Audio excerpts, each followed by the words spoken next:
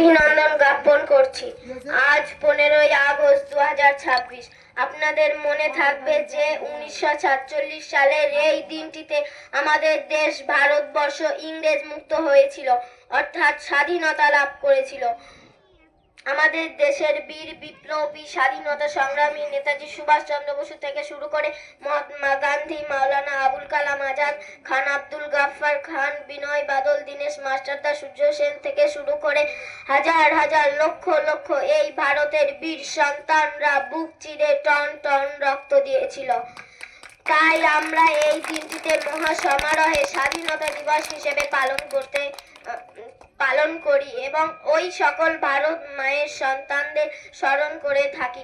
আজ এই পর্যন্ত আমার বক্তব্য শেষ করলাম। সবাই ভালো থাকবেন। জয় হিন্দ। স্বাধীনতা দিবস জিন্দাবাদ। ভারতবর্ষ জিন্দাবাদ। क्या बात है। ছোট্ট একটি মেয়ে, আমরা কিন্তু দেখেছি অনেক লেখাপড়া জানলে কি হবে, মাইকের সামনে কথা বলতে কিন্তু আমরা ভয় পাই। দম বন্ধ হয়ে যায়, আমার যেমন দম বন্ধ যাচ্ছিল ওরকম কিন্তু দম বন্ধ হয়ে যায়, কিন্তু ক্লাস 5